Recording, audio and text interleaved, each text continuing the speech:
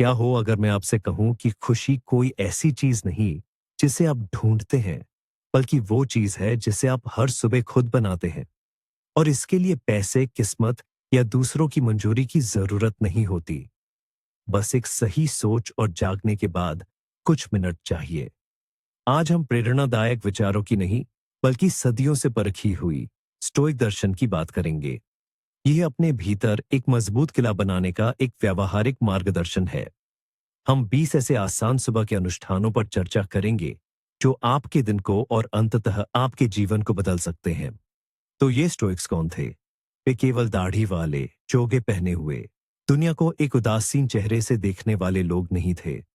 इनमें मार्कस ऑनरेलियस जैसे सम्राट भी थे और एपिकाटेटस जैसे दास भी। उन सबको एक बात जोड़ती थी। वे बाहरी परिस्थितियों की परवाह किए बिना एक अच्छा, सार्थक जीवन जीने का तरीका ढूंढ रहे थे। स्टोइक दर्शन दिमाग के लिए एक ऑपरेटिंग सिस्टम की तरह है, जो तनाव से निपटने, छोटी छोटी बातों में खुशी खोजने और तूफान के केंद्र में भी शांत रहने में मदद करता है। और ये सब आपकी सुबह से शुरू होता है। तो ये सब यहीं से शुरू होता है, उस आवाज से जिसे हम में से ज्यादातर लोग नापसंद करते हैं, अलार्म की घंटी। कई लोगों के लिए यह एक और दौड़, एक और लड़ाई की शुरुआत का संकेत है। लेकिन एक स्टोइक के लिए ये पहला चुनाव है, और यही चुनाव आपके पूरे दिन को निर्धारित करता है। जरा देखिए, आपका हाथ स्नूज बटन की ओर बढ़ता है। ये कितना स्वाभाविक, कितना लुभावना है। 9 मिनट और गर्माहट और बेखबरी। लेकिन असल में आप उस पल क्या कर रहे होते हैं? आप अपने दिन की शुरुआत टाल मटोल से करते हैं। आप अपने दिमाग से कहते हैं, मेरे इरादे जरूरी नहीं, आराम ज्यादा अहम है। ये दिन की आपकी पहली, भले ही छोटी, हार है। स्टोइक एक अलग रास्ता सुझाते हैं, सचेत होकर जागना। जैसे ही आप अलार्म सुनते हैं, हिलिए मत। बस महसूस करें, मैं जाग गया हूं, मैं जिंदा हूं, मेरे पास एक नया दिन है। और फिर यंत्रवत बटन दबाने के बजाय खुद से एक आसान सवाल पूछे, आज मेरा मुख्य काम क्या है? कुछ बड़ा सोचने की जरूरत नहीं है। शायद ये बस एक सहकर्मी के साथ धैर्य रखना या रिपोर्ट पूरी करना हो। सम्राट मार्कस ऑनरेलियस हर सुबह खुद को याद दिलाते थे कि वे इंसान का काम करने के लिए उठते हैं। वह कहते थे कि हम सहयोगात्मक गतिविधि के लिए बने हैं, जैसे हाथ और पैर एक साथ काम करने के लिए बने हैं। कंबल के नीचे छिपे रहना, अपनी प्रकृति के खिलाफ जाना है। इसलिए दिन की आपकी पहली, लेकिन सबसे महत्वपूर्ण जीत बस बिस्तर से उठना है। इसलिए नहीं कि ऐसा करना जरूरी है, बल्कि इसलिए कि आपने ऐसा तय किया है। यह आपकी इच्छा शक्ति का पहला कार्य है। आपने कमजोरी को हराया और कार्य को चुना। दिन आपके नियमों के अनुसार शुरू हुआ। शिंदटा द। अब आइए कुछ ऐसा करते हैं जो पहली नजर में अजीब लग सकता है। इस अभ्यास को बुराई का पूर्व चिंतन कहा जाता है। सुनने में थोड़ा डरावना लगता है ना? लेकिन रुकिए, इसका मकसद सुबह सुबह आपका मूड खराब करना बिल्कुल नहीं है। यह एक मानसिक अभ्यास है, तनाव से बचाव का टीका। करना क्या है? बस 1 मिनट के लिए बैठिए और कल्पना कीजिए कि आज क्या क्या गलत हो सकता है। वैश्विक आपदाओं के बारे में मत सोचिए, बल्कि रोजमर्रा की छोटी छोटी परेशानियों के बारे में सोचिए। आप किसी जरूरी दस्तावेज पर कॉफी गिरा सकते हैं, बहुत बड़े ट्रैफिक जाम में फंस सकते हैं, बॉस से कोई अप्रिय ईमेल या संदेश मिल सकता है, किसी जरूरी कॉल के बीच में आपका इंटरनेट जा सकता है। कल्पना कर ली? अब खुद से पूछिए, तो क्या हुआ? क्या यह दुनिया का अंत है? ज्यादातर मामलों में नहीं। आप इनमें से हर स्थिति से निपट सकते हैं। लेकिन इस अभ्यास से क्या मिलता है? पहला, अगर इनमें से कुछ सच में होता है, तो आप मानसिक रूप से पहले से ही तैयार होंगे। झटका इतना बड़ा नहीं लगेगा, घबराहट कम होगी। और दूसरा, और सबसे महत्वपूर्ण बात, जब आपका दिन बिना किसी रुकावट के गुजरता है, तो आप उसकी सच में कद्र करना शुरू कर देते हैं।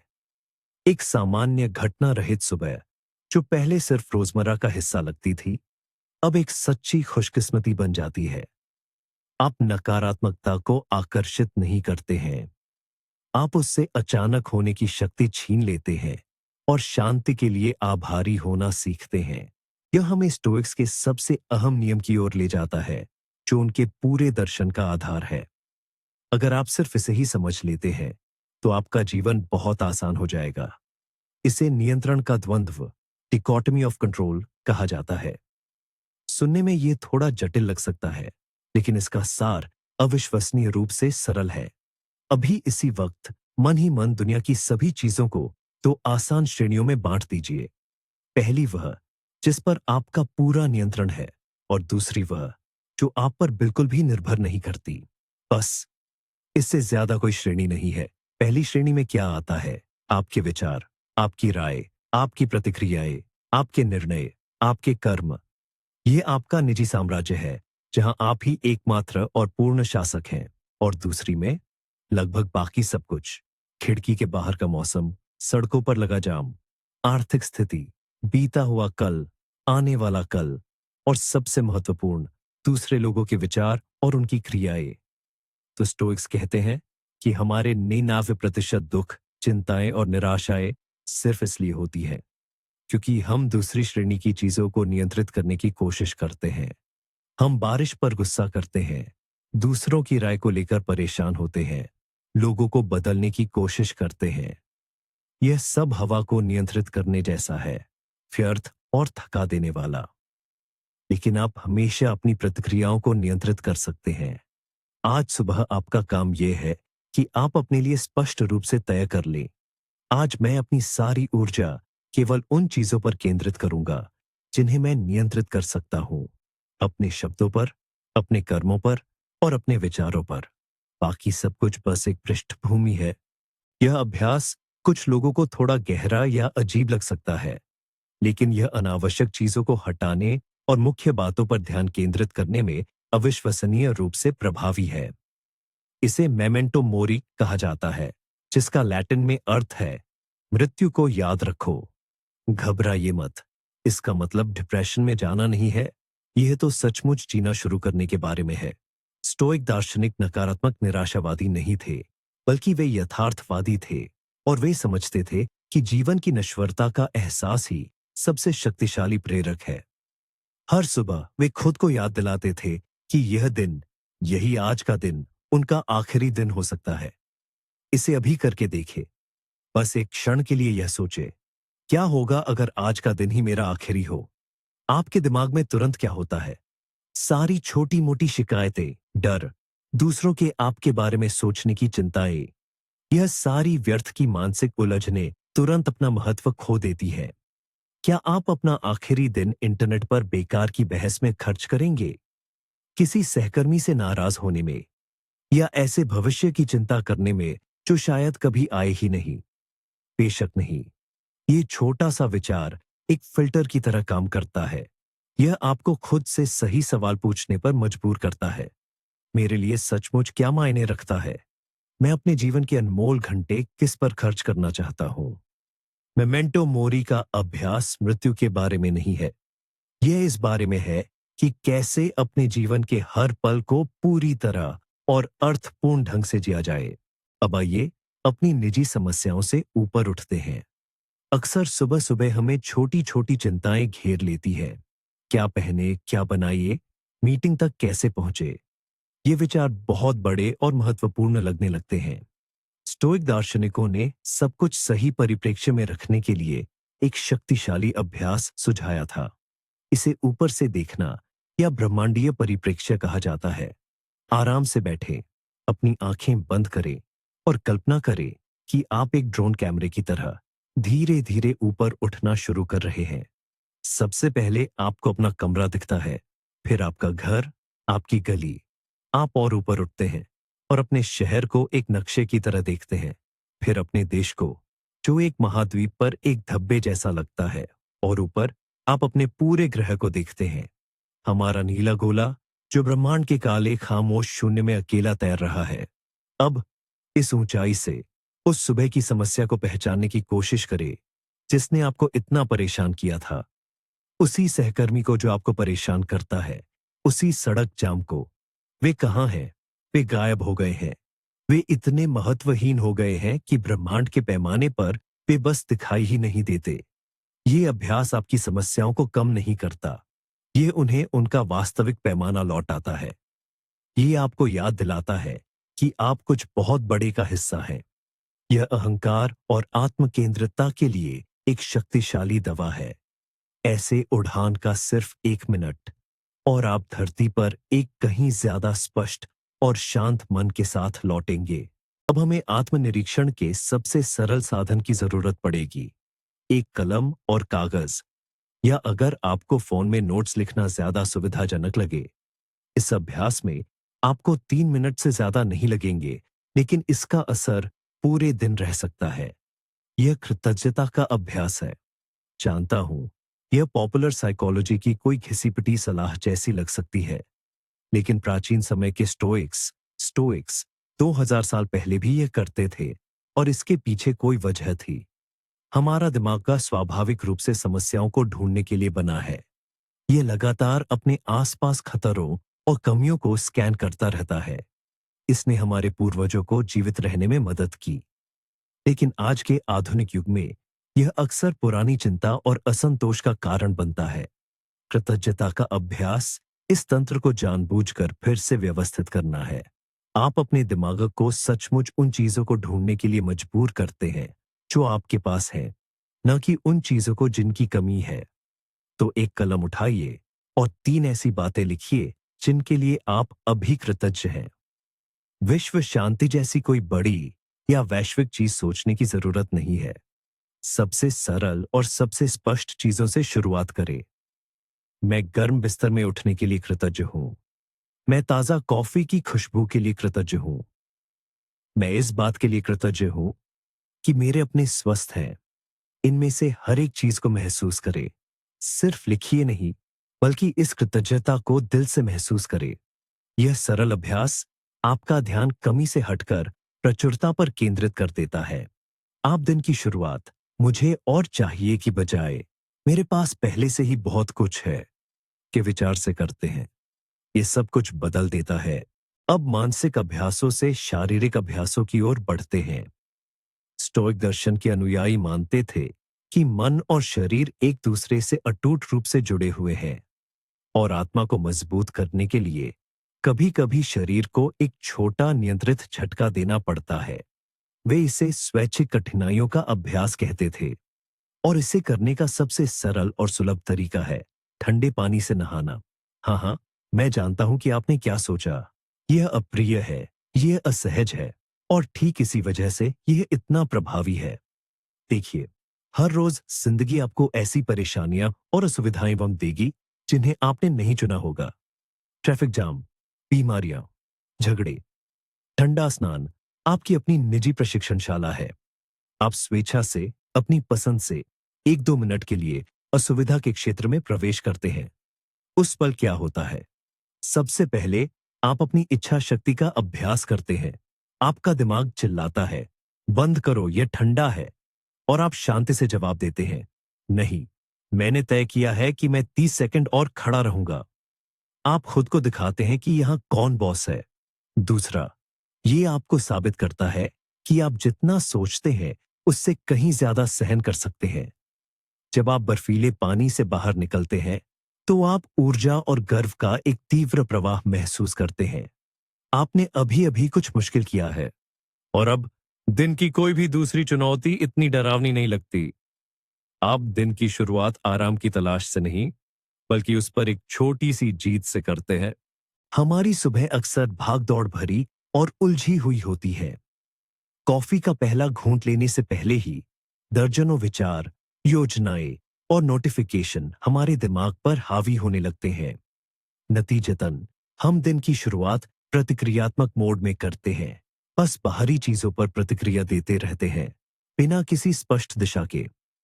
लेकिन स्टोइक दार्शनिक स्पष्टता और एकाग्रता के धुरंधर थे। इसीलिए अगला अनुष्ठान है दिन के लिए अपनी सबसे बड़ी प्राथमिकता तय करना। केवल एक।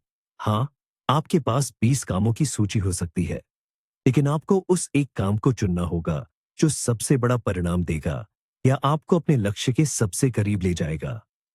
अपने आप से पूछें, अगर आज मैं सिर्फ एक काम कर सकती तो वह क्या होता? इसे लिख ले। इसे यथासंभव विशिष्ट बनाएं। प्रोजेक्ट पर काम करना नहीं, बल्कि प्रोजेक्ट के लिए रिपोर्ट के 3 पृष्ठ लिखना। ये छोटा सा कदम एक कंपास की तरह काम करता है। पूरे दिन जब आपको फोन कॉल, ईमेल और छोटे मोटे काम विचलित करे, तो आप हमेशा अपने मुख्य लक्ष्य को देखकर खुद से पूछ सकते हैं, जो मैं अभी कर रही हूं, क्या वह मुझे मेरे लक्ष्य के करीब ले जा रहा है? यह आपको हर गैर जरूरी चीज को ना कहने में मदद करता है। आप सिर्फ व्यस्त नहीं होते, आप उत्पादक होते हैं। आप अपनी ऊर्जा को एक ही दिशा में केंद्रित करते हैं। और अगर शाम तक आप सिर्फ यही एक काम कर पाती हैं, तब भी आप संतोष की भावना के साथ सोएंगे, सोएंगी। आप जानेंगी कि दिन व्यर्थ नहीं गया। आपने वह किया जो वाकई जरूरी था। घर से बाहर निकलने और लोगों से बातचीत में डूबने से पहले थोड़ी मानसिक तैयारी कर लेना समझदारी है। आखिर दूसरे लोग ही अक्सर हमारी चिड़चिड़ाहट, गुस्से और निराशा का कारण बनते हैं। स्टोइक्स ने एक बहुत ही सरल लेकिन शानदार तरीका सुझाया था, जिसे मानव स्वभाव के लिए तैयारी कहा जा सकता है। सम्राट होने के बावजूद मार्कस ऑरेलियस रोजाना सैकड़ों लोगों से मिलते थे। हर सुबह वह खुद से कुछ ऐसा कहते थे, आज मुझे ऐसे लोगों से मिलना होगा जो ढीठ, एहसान फरामोश, ईर्ष्यालु, स्वार्थी और धोखेबाज होंगे। यह एक मानव द्वेषी के लिए नुस्खा जैसा लगता है ना? लेकिन आगे वह एक अहम बात जोड़ते थे, मैं उन पर गुस्सा नहीं कर सकता, क्योंकि वे बस ये नहीं जानते कि क्या सही है और क्या गलत। वे अपनी अज्ञानता के कारण ऐसा करते हैं। इस अभ्यास का सार क्या है? आप निंदक नहीं बनते, आप यथार्थवादी बनते हैं। आप पहले से ही इस बात को स्वीकार कर लेते हैं कि लोग अपूर्ण हैं। आप यह उम्मीद नहीं करते कि हर कोई पूरी तरह से व्यवहार करेगा, और जब कोई सचमुच रूखा या स्वार्थी व्यवहार करता है, तो यह आपके लिए कोई अप्रिय आश्चर्य नहीं होता। आप यह नहीं सोचते, वह ऐसा कैसे कर सकता है, बल्कि आप सोचते हैं, ओह, यह तो होना ही था, मैं इसके लिए तैयार था। ये भावनात्मक तनाव की भारी मात्रा को कम करता है। आप दूसरों के बुरे व्यवहार को व्यक्तिगत रूप से लेना बंद कर देते हैं। आप बस इसे प्रकृति की घटना की तरह देखते हैं, जैसे बारिश या हवा, और अपनी आंतरिक शांति बनाए रखते हैं। और अब बात करते हैं स्टोइक दर्शन के सबसे खूबसूरत और साथ ही सबसे जटिल विचारों में से एक की। इसे एमोर फाती कहा जाता है, जिसका लैटिन में अर्थ है भाग्य से प्रेम या अपनी नियति से प्रेम। यह सिर्फ स्वीकार करना नहीं है, यह अगले स्तर की बात है। सक्रिय रूप से हर उस चीज को स्वीकार करना और उससे प्रेम करना जो घटित होती है। जरा इस पर सोचिए। दिन भर में आपके साथ कई चीजें होंगी, कुछ सुखद होंगी, कुछ नहीं। आमतौर पर हम अच्छी बातों पर खुश होते हैं और बुरी बातों का विरोध करते हैं। हम अपनी बहुत सारी ऊर्जा वास्तविकता से लड़ने में और ऐसे विचारों में उलझे रहने में खर्च करते हैं। यह नहीं होना चाहिए था, मेरे साथ ही ऐसा क्यों हुआ? अमर फती हमें एक बिल्कुल अलग दृष्टिकोण अपनाने को कहता है। सुबह उठकर यह तय कर लें कि आज जो कुछ भी होगा, बिल्कुल सब कुछ वही है जो होना चाहिए था। इतना ही नहीं, ये सबसे अच्छी चीज है जो हो सकती थी, क्योंकि यही वह सामग्री है जिसके साथ आपको काम करना है। क्या आपकी उड़ान रद्द हो गई है? तो अच्छा है, ये किताब पढ़ने या नए लोगों से मिलने का एक अवसर है। क्या आपको नौकरी से निकाल दिया गया है? शायद यही वह प्रेरणा है अपना खुद का व्यवसाय शुरू करने के लिए। इसका मतलब ये नहीं है कि आपको निष्क्रिय रहना चाहिए। आप कार्य करते रहे, लेकिन आप उन चीजों से लड़ना बंद कर देते हैं जो पहले ही हो चुकी हैं। आप घटनाओं को बाधाओं के रूप में नहीं, बल्कि अपने सर्वोत्तम गुणों जैसे कि बुद्धि, साहस और रचनात्मकता को प्रकट करने के लिए कच्चे माल के रूप में स्वीकार करते हैं। आप सिर्फ यह नहीं कहते कि ठीक है, मैं इसे स्वीकार करता हूं। आप कहते हैं, मैं चाहता था कि ऐसा ही हो। यह स्वयं पर महारत हासिल करने की पराकाष्ठा है।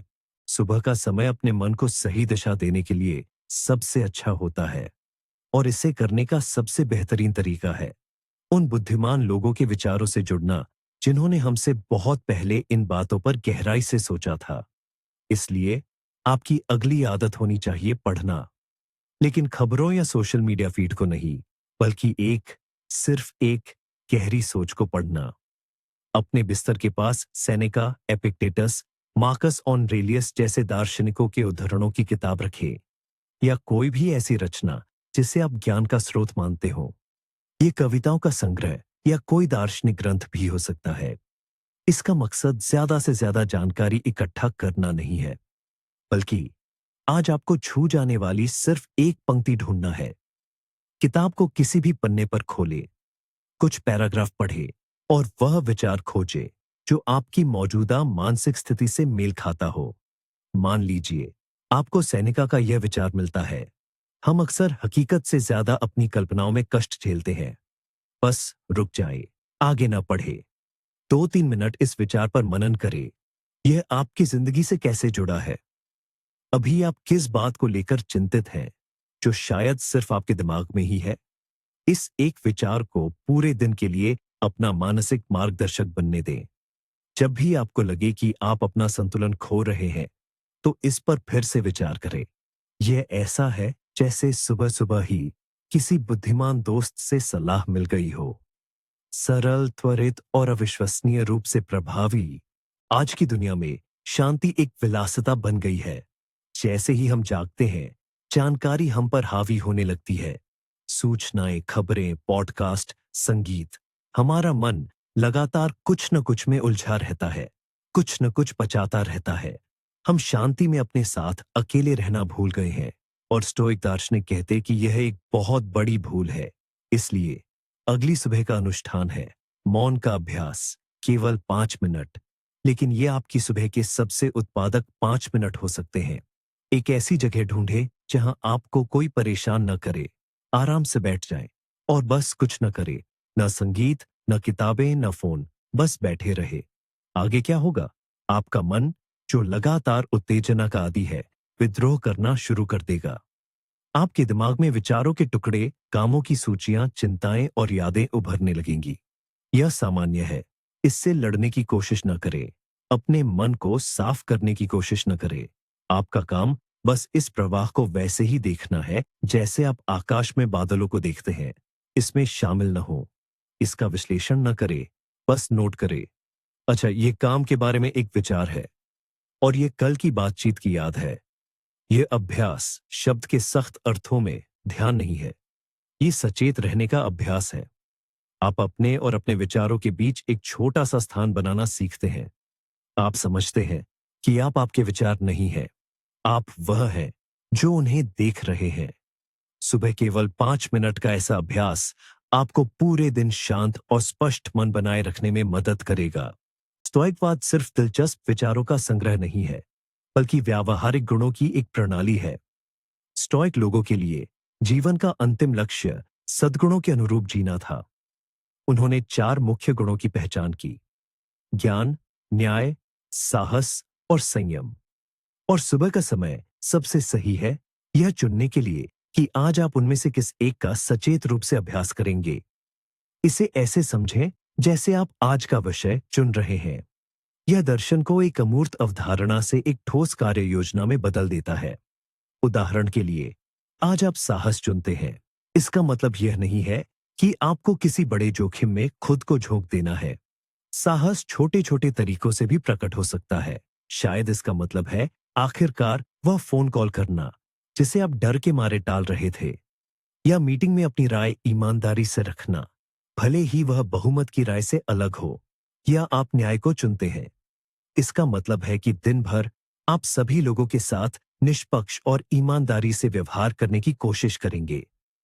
कोई निष्कर्ष निकालने से पहले किसी सहकर्मी की बात ध्यान से सुनना। यदि आप गलत थे तो अपनी गलती मानना। या फिर संयम। आज आप दोपहर के भोजन में ज्यादा न खाने का फैसला कर सकते हैं। सोशल मीडिया पर बेवजह स्क्रॉल करने से बचना। बहस के दौरान कोई तीखा शब्द कहने से खुद को रोकना। केवल एक सद्गुण चुने, उसे लिख लें और दिन भर उसे प्रकट करने के अवसर तलाशें। यह आपके दिन को यादृच्छिक घटनाओं की एक श्रृंखला से चरित्र के सचेत अभ्यास में बदल देता है। हमारा दिमाग एक ऐसा अंग है जिसे चलाने में बहुत ऊर्जा लगती है। और इसके लिए सबसे ज्यादा थका देने वाला काम है निर्णय लेना। वैज्ञानिक इसे निर्णय लेने की थकान कहते हैं। सुबह आप जितने ज्यादा छोटे मोटे मामूली फैसले लेते हैं, आपके पास दिन के जरूरी कामों के लिए उतनी ही कम मानसिक ऊर्जा बचती है। क्या पहने, नाश्ते में क्या खाएं, किस रास्ते से ऑफिस जाएं, इनमें से हर एक फैसला आपकी इच्छा शक्ति और एकाग्रता को थोड़ा थोड़ा कम करता है। स्टोइक दार्शनिक, खासकर कैटो जैसे व्यवहारिक लोग, सादगी और कार्यकुशलता को बहुत महत्व देते थे। इसलिए आपकी अगली सुबह की दिनचर्या होनी चाहिए चीजों को जानबूझकर सरल बनाना। अपनी सुबह की दिनचर्या पर एक नजर डालें और खुद से पूछें, इसमें से क्या हटाया जा सकता है? मैं कौन से फैसले पहले से ले सकता हूं ताकि मेरा दिमाग इन छोटी छोटी बातों से आजाद रहे? जवाब बहुत सरल हो सकते हैं। अगले दिन के कपड़े शाम को ही तैयार कर लें। पहले से तय कर लें कि नाश्ते में क्या खाएंगे। ऑफिस के रास्ते के लिए एक प्लेलिस्ट, गानों की सूची पहले ही बना लें ताकि संगीत चुनने में समय बर्बाद न हो। इसका मुख्य विचार यह है कि अपनी दिनचर्या को ज्यादा से ज्यादा स्वचालित, ऑटोमेटेड बनाएं। सुबह को एक व्यवस्थित और सुचारू तंत्र में बदल दें जिसमें आपकी सक्रिय मानसिक भागीदारी की जरूरत न पड़े। ये ऐसा ही है जैसे स्टीव जॉब्स या मार्क जकरबर्ग जैसे लोग हर दिन एक जैसे कपड़े क्यों पहनते थे। वे ऐसा स्वाद की कमी के कारण नहीं करते थे। वे बस अपने सबसे कीमती संसाधन, मानसिक ऊर्जा, को उन फैसलों के लिए बचाते थे जो वाकई मायने रखते हैं। अपनी सुबह को सरल बनाए और आप हैरान रह जाएंगे कि दिन भर आपका दिमाग कितना ज्यादा स्पष्ट और केंद्रित रहेगा। हम सब अपनी ही दुनिया में जीते हैं। ज्यादातर समय हम अपने विचारों, योजनाओं और चिंताओं में उलझे रहते हैं। हम दुनिया को अपनी निजी चिंताओं और इच्छाओं के चश्मे से देखते हैं। यह तरीका आपको कुछ पलों के लिए इस अंदरूनी शोर से निकालकर असल दुनिया में वापस लाने के लिए है। इसके लिए आपको बस अपने ध्यान की जरूरत है। बस खिड़की के पास जाइए या अगर मुमकिन हो तो बालकनी या बाहर सड़क पर निकलिए और बस देखिए। लेकिन हमेशा की तरह सिर्फ चीजों पर नजर दौड़ाते हुए नहीं, बल्कि सचमुच गौर से देखिए। आसमान पर ध्यान दीजिए। आज उसका रंग कैसा है? क्या उस पर बादल है? वे कैसे चल रहे हैं? पेड़ों को देखिए, पत्तियों के आकार पर, हवा से हिलती टहनियों पर गौर कीजिए। सड़क पर चलते लोगों को देखिए। वे कहाँ जा रहे हैं? क्या सोच रहे हैं? अपनी त्वचा पर हवा का तापमान महसूस कीजिए। शहर की आवाजें सुनिए, गाड़ियों का शोर, लोगों की बातें, चिड़ियों का चहचहाना। इस अभ्यास का मकसद है खुद को जमीन से जुड़ा महसूस करना। यह एहसास करना कि आप अपने छोटे से संसार से कहीं ज्यादा बड़ी चीज का हिस्सा है। ये समझना कि जब आप अपनी आने वाली मीटिंग की चिंता कर रहे थे, तभी आपके आसपास की दुनिया अपनी पूरी भव्यता और जटिलता के साथ चल रही थी। ये वर्तमान क्षण में जीने का एक आसान तरीका है, एक तरह का ध्यान। ये चिंता कम करने में मदद करता है, क्योंकि चिंता हमेशा या तो अतीत में रहती है या भविष्य में। और इस क्षण में, ठीक अभी, जब आप सिर्फ एक पेड़ को देख रहे हैं, कोई चिंता नहीं है। बस आप हैं और असलियत। ऐसे अवलोकन का सिर्फ 1 मिनट आपको शांति और दुनिया से जुड़ाव का एक अद्भुत एहसास दे सकता है। डर और चिंता अक्सर अनिश्चितता से पैदा होते हैं। हम उन चीजों से डरते हैं जिन्हें हम नहीं जानते या जिनके लिए हमें लगता है कि हम तैयार नहीं हैं। स्टोइक दार्शनिक तैयारी करने में माहिर थे। वे समझते थे कि डर का सामना करने का सबसे अच्छा तरीका उसे सीधे चुनौती देना है, लेकिन पहले अपने मन की सुरक्षित जगह में। इस अभ्यास को मानसिक पूर्वाभ्यास कहते हैं। आज आपको जिस सबसे मुश्किल काम या सबसे असहज बातचीत का सामना करना है, उसके बारे में सोचिए। शायद ये बॉस के सामने कोई प्रेजेंटेशन हो, पार्टनर से कोई गंभीर बात करनी हो या डॉक्टर के पास जाना हो। अब सिर्फ उसके बारे में चिंता करने के बजाय उस पूरे परिदृश्य को अपने दिमाग में एक फिल्म की तरह चलाइए। लेकिन इसे ऐसे मत चलाइए कि सब कुछ गलत कैसे हो सकता है, बल्कि ऐसे चलाइए कि आप उस स्थिति को बेहतरीन तरीके से कैसे संभालेंगे। विस्तार से कल्पना कीजिए कि आप कमरे में कैसे प्रवेश करते हैं, आप कैसे दिखते हैं, आपकी मुद्रा, आपके चेहरे के हाव भाव। कल्पना कीजिए कि आप शांत और आत्मविश्वास से भरे होकर अपनी बात कह रहे हैं। संभावित आपत्तियों या मुश्किल सवालों के बारे में पहले से सोच लें और कल्पना करें कि आप उनका संतुलित और समझदारी भरा जवाब कैसे देते हैं। कल्पना करें कि भले ही सामने वाला व्यक्ति भावनात्मक हो जाए, आप अपना संयम कैसे बनाए रखते हैं। यह सिर्फ सकारात्मक सोच नहीं है, ये रणनीतिक तैयारी है। आप अपने मस्तिष्क में वांछित व्यवहार के लिए न्यूरल पाथवे बनाते हैं। जब आप वास्तविक स्थिति में होंगे, तो आपके मस्तिष्क को पहले से पता होगा कि क्या करना है। उसके पास पहले से ही सफलता की पटकथा तैयार होगी। यह चिंता को काफी कम करता है और सफल परिणाम की आपकी संभावनाओं को बढ़ाता है। आप किसी ऐसी लड़ाई में उतरते हैं जिसे आप अपने दिमाग में पहले ही जीत चुके होते हैं। हमारी भाषा ही हमारी वास्तविकता तय करती है। सुबह सुबह हम जो शब्द बोलते हैं वे पूरे दिन का मिजाज तय करते हैं, और सुबह की सबसे नुकसानदायक आदतों में से एक है शिकायत करना। हम बिना ध्यान दिए लगभग अपने आप ही ऐसा करते चले जाते हैं। फिर से सोमवार आ गया, आज नींद ही नहीं आई, बाहर कितना खराब मौसम है, मुझे इस मीटिंग में बिल्कुल नहीं जाना है। मुंह से निकली या मन में सोची गई हर ऐसी शिकायत अपनी ताकत खुद ही छोड़ देने जैसा है। आप खुद को परिस्थितियों का शिकार मान लेते हैं। आप अपने दिमाग को नकारात्मक चीजें ढूंढने और यह साबित करने के लिए प्रोग्राम कर देते हैं कि सब कुछ बुरा ही है। स्टोइक दर्शन मानने वाले लोग कहते हैं कि जिन चीजों को आप बदल नहीं सकते, जैसे मौसम या हफ्ते का दिन, उनके बारे में शिकायत करना नासमझी की निशानी है। यह ऊर्जा की बर्बादी है। इसलिए अगला तरीका यह है कि जानबूझकर सुबह की शिकायतों से बचें। सुबह को शिकायत मुक्त क्षेत्र घोषित कर दें। शिकायत करने के बजाय या तो चुप रहें या अपनी सोच को सकारात्मक तरीके से बदलें। मैं कितना थका हुआ हूं कहने के बजाय अपने आप से कहे, आज मैं अपनी सेहत का खास ध्यान रखूंगा और जल्दी सो जाऊंगा। खराब मौसम है सोचने के बजाय सोचें, यह तो अपना पसंदीदा रेनकोट पहनने का शानदार मौका है। यह खुद को धोखा देना नहीं है, यह ध्यान को जानबूझकर सही जगह लगाने का चुनाव है। आप अपनी परेशानियों पर बस टिप्पणी करने वाले नहीं रहते, बल्कि अपने मूड को खुद बनाने वाले बन जाते हैं। शिकायत करना छोड़ दें और आप हैरान रह जाएंगे कि आपके पास कितनी नई ऊर्जा आ जाती है। हम अपने शरीर के बारे में कितना कुछ सोचते हैं। ये कैसा दिखता है, इसमें क्या कमियां हैं, इसे कैसे बेहतर बनाया जाए, इन्हीं बातों में हमारा मन उलझा रहता है। अक्सर हम इसे अपनी संपत्ति मानते हैं, एक ऐसी वस्तु जो हमारी इच्छाओं और उम्मीदों पर खरी उतरनी चाहिए। लेकिन स्टोइक दर्शन हमें एक बिल्कुल अलग नजरिया देता है। वे सिखाते थे कि शरीर को अपनी निजी संपत्ति नहीं, बल्कि एक ऐसे उपकरण के रूप में देखना चाहिए जिसे प्रकृति ने आपको कुछ समय के लिए सौंपा है।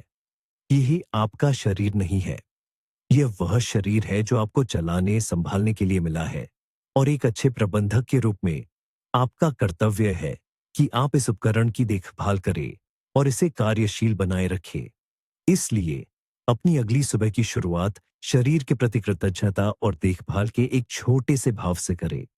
बिस्तर से उठकर तुरंत दिन भर की भागदौड़ में शामिल होने से पहले इसे बस कुछ मिनटों का समय दें। इसका धन्यवाद करें। मन ही मन अपने पैरों को शुक्रिया कहे जो पूरे दिन आपको लेकर चलेंगे, अपने हाथों को जो सारा काम करेंगे, अपने फेफड़ों को जो बिना आपकी इच्छा के भी लगातार सांस लेते रहते हैं। और फिर इसके लिए कुछ करें। कोई पूरी कसरत करने की जरूरत नहीं है। कुछ आसान स्ट्रेचिंग व्यायाम करें, बिल्ली की तरह अंगड़ाई ले, अपने जोड़ों में कुछ हल्की फुल्की हलचल करे। बस अपने शरीर को महसूस करे, उसे जगाएं। ये नजरिया सब कुछ बदल देता है। आप अपने शरीर से लड़ना बंद कर देते हैं और उसके साथ सहयोग करना शुरू कर देते हैं। आप इसकी देखभाल घमंड या दिखावे के लिए नहीं, बल्कि जिम्मेदारी की भावना से करते हैं। आखिरकार ये एकमात्र ऐसा उपकरण है जो आपके पास इस दुनिया में कुछ करने के लिए है, और सुबह आप इसकी जितनी अच्छी देखभाल करेंगे, पूरे दिन यह उतनी ही बेहतर सेवा देगा। स्टोइकवाद को अक्सर लोग व्यक्तिवाद और आत्मनिर्भरता का दर्शन मान लेते हैं, लेकिन यह सिर्फ आधी सच्चाई है। स्टोइक दार्शनिकों का दृढ़ विश्वास था कि मनुष्य एक सामाजिक प्राणी है। जैसा कि मार्कस ऑरेलियस ने कहा था, हम सहयोग के लिए पैदा हुए हैं, और उनके अनुसार एक सार्थक और सुखी जीवन जीने का सबसे सीधा रास्ता दूसरों की सेवा करना है। इसीलिए सुबह की दिनचर्या का एक अहम हिस्सा ये होना चाहिए कि आप दिन में एक छोटी सी, भले ही कितनी भी मामूली, भलाई का काम करने की योजना बनाएं। खुशी किसी सार्थक काम का सह उत्पाद है, और किसी और के जीवन को थोड़ा बेहतर बनाने से ज्यादा सार्थक और क्या हो सकता है। यह हमें हमारी स्वार्थी चिंताओं से ऊपर उठाता है और दूसरों से जोड़ता है। यह क्या हो सकता है? किसी भी साहसिक कार्य की कल्पना करने की आवश्यकता नहीं है। बस सोचिए कि आज आप किस तरह से किसी के प्रति अपनी परवाह या समर्थन दिखा सकते हैं। किसी दोस्त को, जो मुश्किल समय से गुजर रहा हो, एक उत्साहवर्धक संदेश लिखें। अपने साथी के लिए सुबह की कॉफी बनाएं। सहकर्मी की तारीफ करें। सार्वजनिक वाहन में किसी को अपनी सीट दें। दुकान में कैशियर को बस ईमानदारी से मुस्कुराएं और धन्यवाद दें। इसका रहस्य यह है कि इसे किसी चीज के बदले या प्रशंसा पाने के लिए नहीं करना चाहिए। बस यूं ही एक सेवा भाव से करें। सुबह ऐसा एक काम तय करके आप अपने दिन को अंदर की बजाय बाहर की ओर एक दिशा देते हैं, और विरोधाभासी रूप से दूसरों की मदद करके ही हम अक्सर अपनी आंतरिक शांति और खुशी पाते हैं। और अब हम अपने 20वें और आखिरी अनुष्ठान पर आ पहुंचे हैं। ये सबसे सरल, सबसे तेज, लेकिन शायद सबसे महत्वपूर्ण अनुष्ठानों में से एक है। इसके लिए न तो कागज चाहिए, न समय, और न ही इच्छा शक्ति। इसकी जरूरत सिर्फ एक दर्पण और थोड़ी सी आत्मस्वीकृति है। आईने के सामने खड़े हो जाइए। आप अभी अभी सोकर उठे हैं। हो सकता है कि आप सोशल मीडिया की तस्वीरों जैसे न दिख रहे हों। बाल बिखरे हुए, चेहरा थोड़ा थका हुआ, और इस पल में हमारा भीतरी आलोचक, अंदर की आवाज, आमतौर पर क्या करता है? वह अपना काम शुरू कर देता है। फिर से आंखों के नीचे काले घेरे पड़ गए हैं। इस त्वचा के लिए कुछ करना होगा। मैं थका हुआ दिख रहा हूं। स्टोइक दार्शनिकों ने सिखाया कि हमें दूसरों के प्रति जिस तरह करुणा और स्वीकृति का भाव रखते हैं, वैसा ही भाव अपने प्रति भी रखना चाहिए। आप ही वह एकमात्र व्यक्ति हैं जिसके साथ आपको अपना पूरा जीवन बिताना है, तो क्यों ना उससे दोस्ती की जाए। इसलिए आखिरी अनुष्ठान यह है, आईने में अपनी आंखों में देखें और मुस्कुराइए। कोई व्यंग्यात्मक मुस्कान नहीं, कोई आलोचना भरी शिकन नहीं, बल्कि एक सच्ची प्यारी मुस्कान। वैसी ही मुस्कान जैसी आप किसी पुराने दोस्त को देखकर देते हैं। इस मुस्कान से आप खुद से कहते हैं, नमस्ते, तुम्हें देखकर अच्छा लगा। हम इसे संभाल लेंगे। हमारे पास एक नया दिन है। चलो इसे अच्छा बनाते हैं। यह एक साधारण शारीरिक क्रिया है जो आपके दिमाग को एक शक्तिशाली संकेत भेजती है। यह आपकी सुबह की तैयारी को पूरा करती है। आप सिर्फ जागे नहीं हैं, आपने सचेत रूप से अपने मन को तैयार किया है, शरीर को तैयार किया है, और अंत में खुद से सुलह कर ली है। आप तैयार हैं। दिन शुरू हो सकता है, लेकिन इस पूरी कहानी में सबसे अहम, सबसे हैरान करने वाला मोड़ यही है। स्टोइकवाद का असली अभ्यास तब शुरू नहीं होता जब आप उसके सभी 20 सिद्धांतों का पूरी तरह पालन करते हैं। यह तब शुरू होता है जब आप देर तक सोते रह गए, सुबह की कसरत नहीं कर पाए, बॉस ने आप पर चिल्लाया, और आप दुकान पर कैशियर से बहस कर बैठे। और यहीं असफलता के इसी बिंदु पर इसका पूरा सार छिपा है। स्टोइकवाद का मतलब भावनाओं से रहित एक आदर्श रोबोट बनना नहीं है। यह गिरने के बाद खुद से यह कहने के बारे में है, ठीक है, यह हो गया, ये अतीत की बात है। अब मैं क्या नियंत्रित कर सकता हूं? और इस नियंत्रण में आपकी अगली प्रतिक्रिया होगी। खुद को कोसने के बजाय सबक सीखना और फिर से कोशिश करना आपका निर्णय होगा। स्टोइक तरीके से खुशी समस्याओं का न होना नहीं है, यह जानना है कि आपके पास उनसे निपटने की ताकत है। आत्मनिंदा से आत्मनियंत्रण तक का यही महत्वपूर्ण मोड़ ही सबसे बड़ी जीत है। तो अंत में हमारे पास क्या है? 20 कठोर नियम नहीं, बल्कि आपके शस्त्रागार में 20 उपकरण। हर सुबह खुद को याद दिलाने के 20 तरीके कि आपका आंतरिक किला अभेद्य है जब तक आप खुद उसके दरवाजे नहीं खोलते। आप दुनिया को नियंत्रित नहीं कर सकते, लेकिन आप उसके बारे में अपने विचारों को नियंत्रित कर सकते हैं। और यह, जैसा कि प्राचीन काल के विद्वानों ने सिखाया है, एक सुखी जीवन के लिए पर्याप्त से कहीं ज्यादा है। यह वीडियो अंत तक देखने के लिए धन्यवाद। अगर ये आपके लिए उपयोगी रहा हो, तो लाइक करें और चैनल को सब्सक्राइब करें, ताकि आप व्यावहारिक ज्ञान के नए पाठ न चूकें। और अब आपके लिए एक सवाल। इन सुबह की रस्मों में से आप सबसे पहले कौन सी आजमाना चाहेंगे? या हो सकता है कि आपके पास पहले से ही एक खुशहाल सुबह का अपना कोई राज हो। नीचे टिप्पणियों में साझा करें।